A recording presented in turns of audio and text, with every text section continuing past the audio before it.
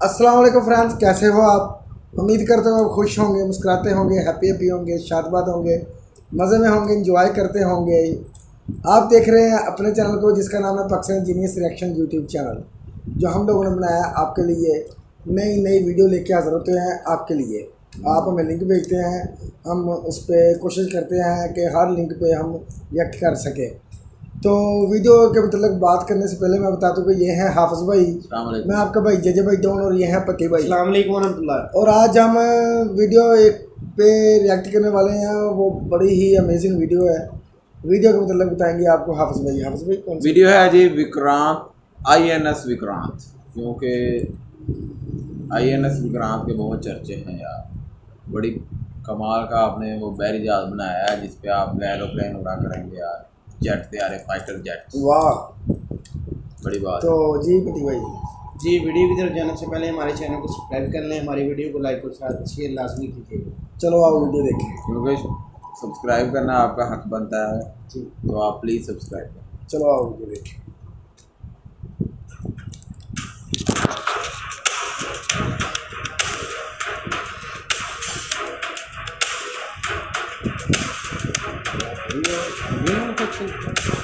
हाँ जी। भारत का पहला स्वदेशी एयरक्राफ्ट कैरियर INS विक्रांत, जिसे हम IAC-1 के नाम से भी जानते हैं। यहाँ IAC-1 का मतलब है इंडिजिनस एयरक्राफ्ट कैरियर 1। केरला के कोचीन शिपयार्ड में इसका कंस्ट्रक्शन किया गया है। जनवरी 2020 के आकलन के अनुसार इस कैरियर की लागत है $3.13 बिलियन। एयरक्राफ्ट कैरियर बनाने का यह भारत का पहला अटेम्प्ट है। ऐसे में चुनौतियों का सामना ना करना पड़े, ये तो हो नहीं सकता। आज इस वीडियो में हम आपसे शेयर करेंगे INS विक्रांत के सभी डिटेल्स। साथ ही जानेंगे इस काम को अंजाम देने में कैसे कैसे पंगे लेने पड़े हैं और इसे इंडियन नेवी में इंडक्ट होने में और कितना समय लगेगा। तो चलिए देर ना करते हुए जल्दी से शुरू करते हैं आज का वीडियो। जल्दी ही ब्रेक लग जाती है। ये एक वायर होती है जो है ना एयरप्लेन के रूप में।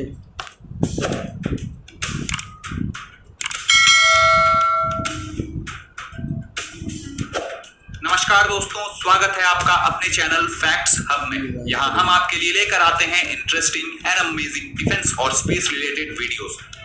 दोस्तों, INS विक्रांत की कहानी तब शुरू होती है जब 1989 में भारत ने अपने पुराने एयरक्राफ्ट कैरियर्स INS विक्रांत और विराट को रिप्लेस करने के लिए 28,000 टन के 2 नए एयर डिफेंस शिप्स बनाने की घोषणा की, जिससे सी हैरियर एयरक्राफ्ट को ऑपरेट किया जा सके।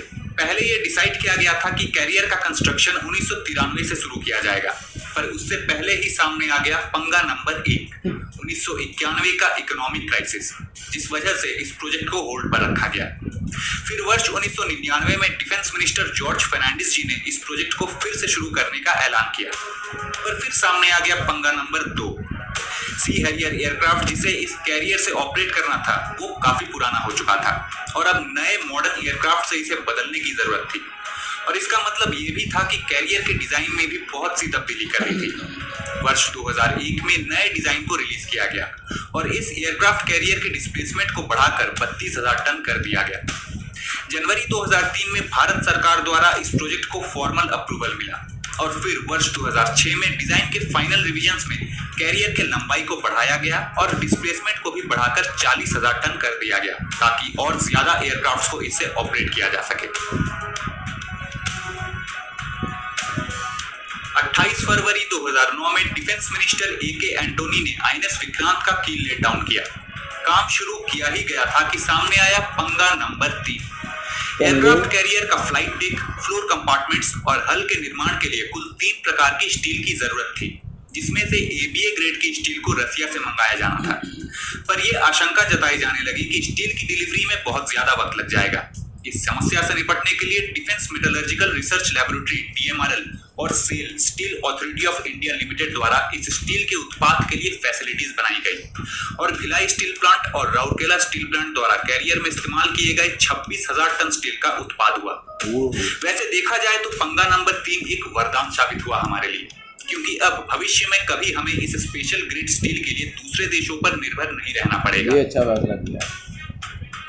एयरक्राफ्ट कैरियर के निर्माण में बहुत से पब्लिक और प्राइवेट इंटरप्राइजेस को शामिल किया गया है, जैसे कि main switch board, steering gear और वाटर टाइट हैचेस को लार्सन एंड टुब्रो द्वारा निर्माण किया गया है। Tata power strategic engineering division ने रशिया के मार्स और weapon and electronic system engineering establishment के साथ मिलकर विक्रांत के लिए CMS यानी कॉम्बैट मैनेजमेंट सिस्टम्स को किर्लोस्कर ग्रुप द्वारा मैन्युफैक्चर किया गया है। वेस्ट एंड क्रॉम्पटन ने पंप्स का सप्लाई किया है। भारत हेवी इलेक्ट्रिकल्स ने integrated platform management system IPMS का सप्लाई किया। मेन गियर बॉक्सेस का सप्लाई किया गुजरात के एल्कॉन इंजीनियरिंग ने और कोलकाता के निको इंडस्ट्रीज द्वारा इलेक्ट्रिकल केबल्स का सप्लाई किया गया।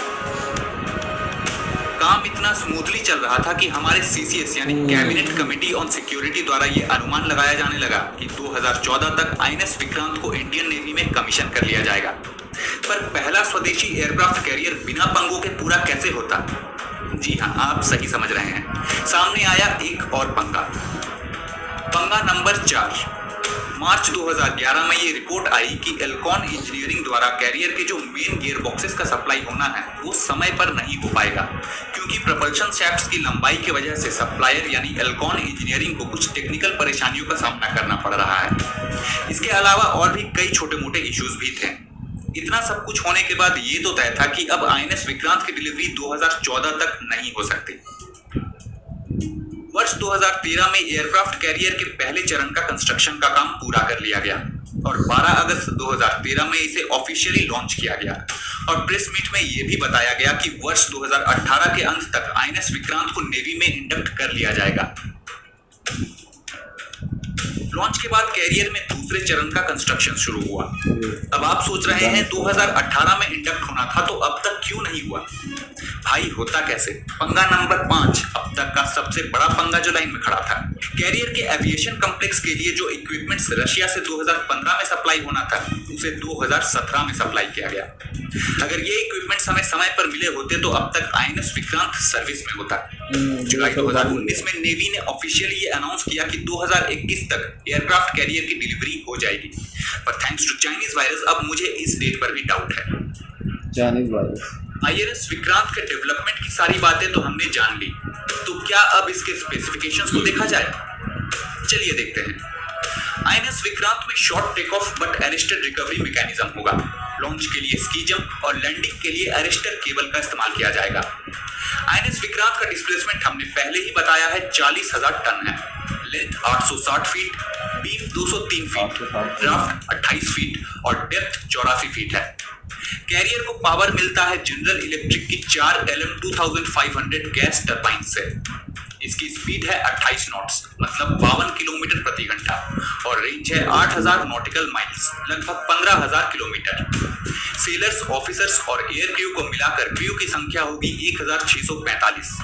सेंसर्स और प्रोसेसिंग सिस्टम्स में होंगे AESA multifunction radar, 3D air surveillance radar और भी बहुत से सेंसर्स और सिस्टम्स होंगे जिन्हें गोपनीय रखा गया है।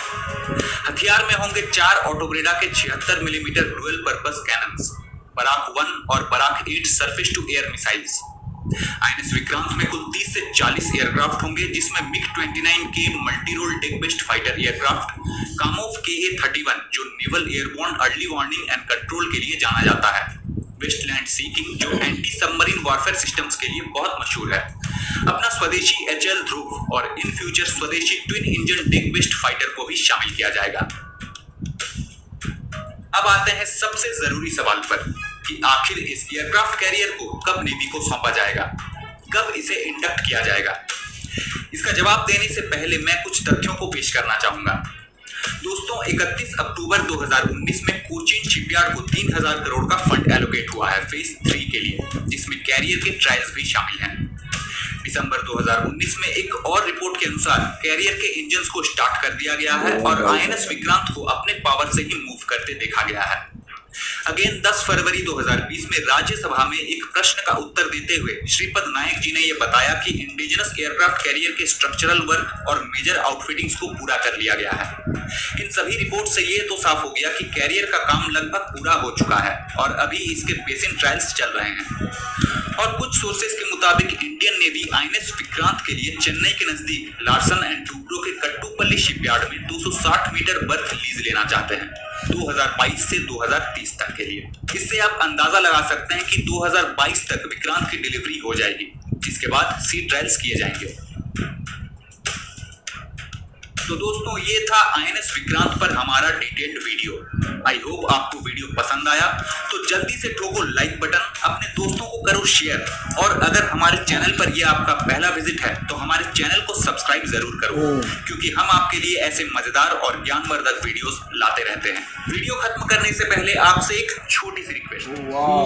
वाकई यार INS विक्रांत तो वाकई कमाल है यार। सबसे जो ज़्यादा फ़ायदा हुआ ना वो इंडियन की एयरफोर्स को, इंडियन नेवी को होगा फायदा। नेवी को तो होगा, एयरफोर्स को बहुत फ़ायदा होगा। भाई जो सबसे बड़ी अचीवमेंट की है ना इंडिया ने वो ये है बहुत पावर मिलेगी कि INS विक्रांत को बनाने के लिए उनके पास स्टील की 2 फैक्ट्री उन्हें लगानी पड़ी।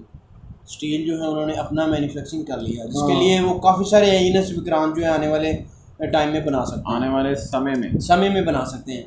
और उसके बाद जो है काफ़ी सारी चीज़ें जो हैं उन्होंने नई इसके अंदर इन्वॉल्व की, जैसे कि उन्होंने पहले उन्होंने पुराने एयरक्राफ्ट यूज़ करने गए, फिर वक्त के साथ जैसे जैसे टाइम मिलता गया उन्होंने नई और जदीद मशीनें लगाई उसके अंदर, नए एयरक्राफ्ट जैसे जैसे लेट हुआ उसमें इम्प्रूवमेंट होती यार वो लेट तो होया ना उन्होंने वजह तो ਜਿਹੜਾ ਉਹਨਾਂ ਦੇ ਦੂਸਰੇ ਨੂੰ ਮਾਰਿਆ यार हर ਕਿ 2015 ਮਸਲਾ 17 ਦੇ ਵਿੱਚ ਮਿਲਣਾ ਸੀ ਉਹਨਾਂ ਨੂੰ, 15 ਚ ਮਿਲਣਾ ਸੀ, 17 ਚ आया। उर्दू में बात करें 2015 में उनको मिलना था मगर वो लेट होता 2017 में आया, तो वरना अगर 2015 में आता तो तब तक तो ये तो उसका साइज तैयार हो INS जाता यार। का साइज कितना उन्होंने इम्प्रूव किया। पहले वो 32,000 था, अभी उससे बढ़ाया गया करते करते अब 40,000 टन उसका। यार इससे बढ़ के एक और चीज़ है कि ये जो एयरक्राफ्ट कैरियर है ना ये दुनिया के सिर्फ चंद ममालिक के पास, क्योंकि ये बड़ी उनमें से एक हिंदुस्तान ने अपना नाम लिखवा लिया है, ठीक है, उन ममालिक की लिस्ट में। तो बड़ी अचीवमेंट है ये हिंदुस्तान अमेरिका के पास टोटल 11 एयरक्राफ्ट कैरियर यार। हिंदुस्तान अब एक बना रहा है ना, बन गया, एक तो और फिर लग जाएगा, एक और क्यों? क्योंकि एक और क्यों शुरू कर देना काम भाई एक बन गया समझो, आगे जितने मर्जी बनाई जाओ। अब उसके लिए एक पहला स्टेप होता है ना, वही मुश्किल होता है। उसने शुरू कर दिया ना, अब ये पता चल गया कि जो भी परेशान पंगे पे पड़े थे इसमें, एक जो उन्होंने लैंग्वेज यूज की है पंगा, इससे उन्होंने बताया है कि भाई वो सही कह रहा है कि मुश्किलात इतनी बड़ी थी, बताए हैं कि भी कितना टाइम डिले हुआ इन छोटे छोटे मामलों की वजह से, लेकिन उसका बेनिफिट भी काफी सारे। तो मगर ये बात है कि जब एक बन गया ना, हिंदुस्तान ने बना लिया है, तो समझ लो आगे आसानी है। हाँ जी, फिर वो समझ लो काम रनिंग में आ जाएगा, तो वो हिंदुस्तान के लिए बड़ी यार मैं कह रहा हूँ एक अचीवमेंट है हिंदुस्तान के लिए। और दूसरे शायद अक्सर यूरोपीय ममालिक खुश ना होंगे इस चीज़ पे, ठीक है, मगर हिंदुस्तान ने ये जो काम किया, ये कहने का मकसद है कि शायद वो जितने भी ममालिक थे जिन्होंने इनके स्पेयर पार्ट्स जो है अरेंज करने थे या उनकी टर्बाइंस वगैरह, तो शायद उन्होंने कहा जिस वजह से उन्हें तखीर की हो, क्योंकि ये प्रोजेक्ट जल्दी कंप्लीट ना हो, वो लोकल चाहते होंगे कि यार, क्योंकि ये टोटल लोकल मैन्युफैक्चरिंग है। और दूसरी बात यह है कि जब आप अपने देश में 2-3 बना लेंगे तो फिर आपको इसके ख़रीदार भी मिलेंगे, ख़रीदने वाले भी मिलेंगे, दूसरे मुल्क ऐसे होंगे जो आपसे ये खरीदेंगे, उनके पार्ट्स लेंगे, क्योंकि फिर आपके पास इसकी एक इंडस्ट्री होगी बड़ी। मेन वजह यही हो सकती है जो 2 साल लेट हुआ है कि वो हमसे तैयार करवाए या हमसे या दूसरे मुल्कों ने पंगे लिए होंगे कि नहीं बढ़ना चाहिए, नहीं बढ़ना चाहिए, मगर इंडिया ने बहुत अच्छा फैसला किया है। ये उसकी नेवी के लिए भी ताकत में इजाफा करेगा, उसकी एयरफोर्स के लिए भी ताकत में इजाफा करेगा, तो वाकई बड़ी अच्छी बात है। मिनटों में जहाज उड़ा। जी, सबसे जो बड़ी मेन बात है, काफ़ी सारे जो जितने भी मामला होते हैं समुद्र में होते हैं, उनके लिए जो है ना एयरक्राफ्ट दूर हवाई अड्डों से उड़ाना बड़ा मुश्किल हो जाता है। टाइम वैसे भी इंडियन ओशन काफ़ी बड़ा है जो इंडिया के इलाके में काफ़ी सारी कंट्रीज में घुसपैठ होता रहता है, जैसे सोमालियन कज़ाक होते हैं, काफ़ी सारे जो घुसपैठ करते रहते हैं, पंगे लेते रहते हैं जैसे कि हमारे पास में, तो उनको कंट्रोल करने के लिए एक बहुत अच्छी अचीवमेंट है कि इंडिया समुद्र में भी अपने जी। बाकी यार वाकई यार दिल खुश हो गया देख के। जब हम क्रूज हर मुल्क को चाहिए कि ये इस पे काम करे, कोशिश करे हर मुल्क कि आहिस्ता आहिस्ता ये बनाए, क्योंकि ये बहुत ही ज़्यादा फ़ायदेमंद है, अच्छी चीज़ है। हाँ, बहुत ही ज़्यादा फ़ायदेमंद है यार। इससे आपको समंदर में एक ठिकाना मिल जाता है कि आपने उस पर जहाज़ खड़े करने हो, एयरक्राफ्ट करने हो या हेलीकॉप्टर खड़े करने हो, कोई भी चीज़ हो, कुछ आप भी कहीं कुछ भी कौन है देखिए जी, काफ़ी सारी जो मशकें होती हैं आर्मी, किसी भी आर्मी नेवी कोई भी फोर्स है ना, उनको दूसरे मुल्कों का सहारा लेना पड़ता है। जैसे काफ़ी सारी अब रशियन, अमेरिकन, ब्रिटिश जितने भी हैं उनकी एक मजमूई मशकें होती हैं जिसमें वो जाकर परफॉर्म करते हैं। अब इंडिया के पास अपनी कैरियर होगी तो इंडिया अपने मुल्क में ही रह के, अपने देश में ही रह के अपनी आर्मी, अपनी नेवी, अपनी सारी फोर्सेस को ट्रेन कर सकती है। जी क्योंकि यही ये बात है। एक बहुत स्पेशल फोर्सेस के लिए एक बड़ा अहम किरदार होता है, उनकी ट्रेनिंग में ये चीज़ शामिल होती है। हाँ जी। तो उसके लिए जो है ना उन्होंने अपना करियर बनाया है, तो इसके लिए हम जो है इंडिया को कांग्रेचुलेशन हाँ, पेश करते वाकई हैं। बहुत अच्छी Appreciate बात है करते हैं, यार, appreciate बहुत करते अच्छी हैं, बात बड़ी है। अच्छी कोशिश की है। उसने एक बहुत बड़ी तरक्की की तरफ उसने अच्छा, कदम उठाया इंडिया और ने। ये सबसे बड़ी बात है, जो जेलिस क्रूज था ना वो इंडिया ने परचेज किया था किसी और कंपनी से, जैसे मेरा ख्याल अबू धाबी से। लेकिन ये जो उन्होंने INS विक्रांत बनाया है, ये इनकी टोटली लोकल मैन्युफैक्चरिंग है। जो पार्ट्स अभी इनके पास अवेलेबल नहीं है वो उन्होंने दूसरी कंट्रीज से परचेज़ किए हैं, लेकिन वो भी ताख़ीर इस वजह से हुई। अब ये जो है भाई वो भाई उसने- पंगे वाले बता सकते हैं कि भाई ये इतने पंगे क्यों भाई आए। उसने जब वो आपको एक एक जो चीज़ इसमें यूज़ होनी है उसने बताई है, हर चीज़ उधर बन रही है। पार्ट्स जो चीज़ें इंपोर्ट करनी थी वो नहीं की है उन्होंने। जी, अब और ये भी हो सकता है ना भाई मेरे कि जो भी पार्ट्स वगैरह वो मंगवा रहे हैं इंडिया वाले, तो जो इतनी बड़ी टाटा कंपनी है, ठीक है, उसके लिए उसका- थोड़ा एक दफ़ा भाई उन्होंने- उसका भी हाथ है इसमें। तो भाई वो तो है ही, ऑलरेडी है टाटा का। मैं पहले ही बता रहा था पति देखिए भाई जी, को। लाखों करोड़ों तो- लोगों को रोजगार मिलेगा जब ये इंडस्ट्री इनकी अपनी हो जाएगी। हाँ। काफी सारे लोग, लाखों करोड़ों लोग जो है इस रोजगार से वाबस्ता हो जाएंगे, बहुत जिसमें अब गुर्बत देखो खत्म, ना, इसके एक 40,000 बनने की वजह से टन- गुर्बत बहुत खत्म होगी। 40,000 टन का एक बन रहा है क्रूज ही हम उसे कहेंगे। भाई मेरी 40,000 बात सुनो, टन ये का। 40,000 टन का है ना, जो अमेरिका के एयरक्राफ्ट कैरियर है ना वो 1 लाख टन से अबव है सारे। देखिए नहीं, वो भी स्टार्टिंग मैं और भाई वैसे शायद- वैसे आपको बता रहा हूँ। आप सही कह रहे हैं, कि- मगर मैं कह रहा हूँ उनका पहला कदम है यार। यार मैं वैसे वो बता काम- रहा हूँ भाई, हाँ, मैं बेबी बता से- रहा हूँ। जब मैं- ये कामयाब हो गए हिंदुस्तान वाले, फिर ये 2 तो लाख फिर- टन का बना हाँ, सकते हैं, वो देखिए, मसला हो नहीं सकता है। ये मैं इंडिया- तो आपको वैसे बता रहा हूँ कि उसकी इतनी ये खसूसियत इंडिया है। की सबसे बेस्ट क्वालिटी ये थी, उन्होंने अपना परचेज नहीं किया, ये उन्होंने और अपना जब manufacturing यार किया। अमेरिका ने जब बनाया होगा पहली दफा, तो उसका शायद इससे भी कम बना होगा भाई ये कहने का मकसद ये है, उन्होंने अपने बलबूते पर खड़े होकर हाँ। बनाया, सारा कुछ उन्होंने बनाया। काफी सारे लोगों ने अमेरिका तो पाकिस्तान से लेने आया था ना बनवाने। स्टील देने के लिए नहीं, मना कर पाकिस्तान दिया। से स्टील लिया था अमेरिका ने। देख- भाई उसने भी खुद ही बनाया भाई था। कहने का और मकसद भाई- ये है, मैंने आपको बताया ही है ना सर मेरी बात मैंने सुन भाई ले। आपको बताया मेरा ही है। कहने का मेरी मकसद बात है- सुन ले सर, उसके बनाने में कई मुल्कों का हाथ है। अमेरिका अमेरिका, का- हाँ अमेरिका के किस साथ किसका? चलो बताओ। सारे यूरोपीय आपको वाले- हिस्ट्री पता होगा। जब भी- यूरोपीय क्या मेरी बात यूरोपीय? सुन ले, जब भी अमेरिका कोई काम करना शुरू हाँ। करता है ना, तो दूसरे मुल्क बड़ा उसका साथ देते हैं हर तरह के, हर लिहाज से। जो- इंडिया ने अपने बलबोते पे अकेले ने ये यार सारा इंडिया किया ने है। बनाया, मैंने तो इसकी नफी की नहीं है। मैंने इसको ये नहीं कहा कि इंडिया ने नहीं बनाया, मैंने ये कहा है कि अमेरिका ने जो बनाया है ना वो 1 लाख टन से ज्यादा चलो है, आप जितने अगली भी दफा जब हथियार बनाए हैं। तो 2 लाख टन से ज्यादा बनाना। तो ये अमेरिका जे भाई भी- साहब- अमेरिका की भी आंखें खुल जाएं। हाँ जी, मैं जे ये भाई कह रहा साहब हूँ। जे भाई साहब कह रहे हैं कि उसमें बहुत सारे मुल्कों का हाथ है। मैं हाँ। इससे ये पूछ रहा हूँ, आपको इल्म है, आपको नॉलेज है, मेरी बात तो आप सुनो। मुझे ये बताएं कि किस किस मुल्क का हाथ हाफिज है। भाई मेरी बात सुनो। हाँ भाई जी बताएं। मैं- एक मिनट भाई छोटी- एक मिनट है इससे पूछ रहे थे। तसल्ली के साथ बात किस करना किस चाहता मुल्क हूँ, का हाथ मेरी है? बात हाँ सुन जी ले। बताएं। अमेरिका जब भी कोई काम करता है ना, जब भी कोई भी काम करता है, कोई टेक्नोलॉजी यूज करता है, तो उसके साथ तकरीबन सारी चाइना उसके साथ मिल जाता है, चाइना नहीं मैं कह रहा हूँ, मैं और कह रहा हूँ कौन मिलता चाइना है? भाई रूस उसके मिल जाता है उसके साथ। बरतानिया, इसराइल सारे उसके साथ होते हैं ना। अच्छा। तो इस वजह से उसने इतने इतने लाख टन के बनाए हैं। अच्छा। तो मैं ये कह रहा हूँ इसने यानी फर्स्ट कि टाइम, उसके पास 30-40 हजार टन से ज्यादा उसके पास स्टील नहीं था। और मेरी बात तो सुन लो सरकार, मैं ये कह यार रहा हूँ। और भाई जिस मेरी चीज़ का बात पता सुन ना हो लो, ना, मेरी बात और सुन। मेरी बात सुन लो जिस भाई। चीज़ का पता ना हो ऐसे टांग नहीं अड़ाते। अच्छा मैं मेरी बात सुन लो, ये कह रहे हो कि 40,000 टन से ज्यादा उसके पास स्टील नहीं था। होगा उसके पास जितना भी स्टील होगा अच्छा। भाई, होगा। मैं ये नहीं कह रहा हूँ कि नहीं होगा। जे भाई का कहने का मकसद ये है, इन शॉर्ट मैं आपको बता दूं कि अमेरिका को चलाने वाले जो लोग हैं ना वो इंडियंस हैं।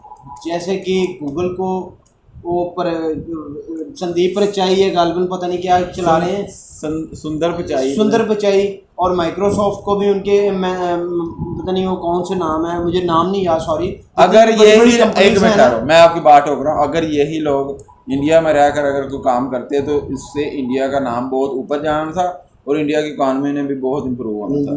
इंडिया में रह के उन्होंने देखो दूसरे कंट्री जो अमेरिका जैसा कंट्री वो इंडिया के मोहताज हो गए हैं। ठीक है, आप देखें पूरी दुनिया पे फेसबुक इस्तेमाल हो रहा है, गूगल इस्तेमाल हो रहा है। ठीक है, तो उनके CEO इंडिया के हैं। ठीक है, वो खुद मोहताज हो गए भाई इससे। भाई मेरी बात सुने, इससे इंडिया का नाम ऊपर जा रहा है कि इंडिया, बहुत ही बात तो मेरी ऊपर सुन जा लो। रहा है। इंडिया का नाम ऊपर जा रहा है इससे कि इंडिया के लोग हैं जो CEO की अच्छी अच्छी पोस्ट पर लगे होंगे। अगर वो इंडिया में ही रह के इंडिया की तरक्की के लिए इतने ज़हीन लोग थे, अगर वो इंडिया की तरक्की के लिए सोचते, उससे आपका देश भी तरक्की करता, उनका भी अपना नाम होता। जी, तो हम उनसे कहना चाहेंगे वो अपनी जॉब छोड़ के इंडिया आ जाएं और इंडिया अपने जो है इस तरह की छोटी छोटी कंपनियां बनाएं। और संजय भाई ने बिल्कुल जो बनाएं। आपको डिसीजन दिया है कि आप 2 लाख टन का बनाइएगा अगली दफा नेक्स्ट जो आप INS मेरी दुआ है आपके साथ कि आप इससे भी INS विक्रांत 2 जो आप बनाए वो 2 लाख टन का बनाया, मेरी दुआ है ताकि वो समझ में ना आए आंखों अमेरिका की आंखें भी फटी की फटी रह जाए। बात ये थी, छोटा में बहस में पढ़ने की जरूरत नहीं है। तो JJ भाई तो भी आपको अपनी वीडियो जगह कैसे- पे सही है, हाफिज भाई भी सही है, आपको मैं वीडियो तो कैसे जगह लगी? सही होता ही हूँ, आपको पता है। आपको वीडियो कैसे लगी इसके बारे में आप जरूर बताइएगा। नहीं, आपने हमें कमेंट सेक्शन में ये बताना है कि INS पार्ट जो INS 2 है वो कितने टन का होना चाहिए,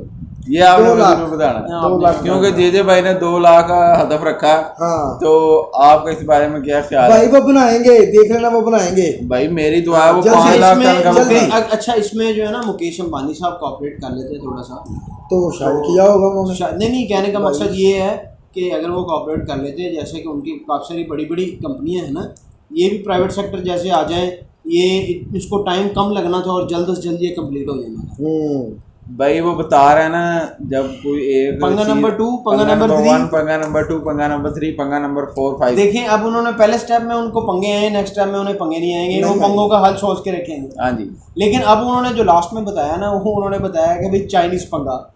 चाइनीज पंगे का मतलब ये था कोरोना वायरस जो आया ना, उसकी वजह से कंपनियां बंद हो गई, सारा कुछ आ गया, बंद हो गया, इस वजह से ज़रा डिले हो गए। लेकिन उन्होंने काफ़ी सारी तकनीकी जो है बेहतरियाँ कर ली होंगी उसके अंदर मज़ीद। अब देखें उन्होंने करते करते करते कितने सारे कैरियर्स ऐड कर लिए। जो नया उनका कैरियर आया था डबल इंजन राफेल, हाँ, तो उन्होंने वो भी ऐड कर लिया। भाई वो तो एयरक्राफ्ट भाई कैरियर। एयरक्राफ्ट कैरियर कहने का मेरा मकसद ये है ना भाई, इन शॉर्ट मेरी वही वो तो यार एयरक्राफ्ट आप कैरियर तो ये है भाई।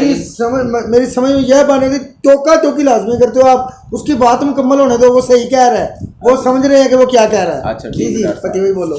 ड्यूल इंजन जो था वो अब लॉन्च किया उन्होंने, अब वो भी उस जो है ना रनवे पे चलेगा। हाँ जी। तो मिलते हैं अगली वीडियो में। अपना अपने ख्याल राय के साथ। रखिएगा और बताइएगा अल्लाह हाफिज। कि कितने टन का होना चाहिए मैक्स। हाँ, कितने टन का? ओके जी, अल्लाह हाफिज। अल्लाह हाफिज।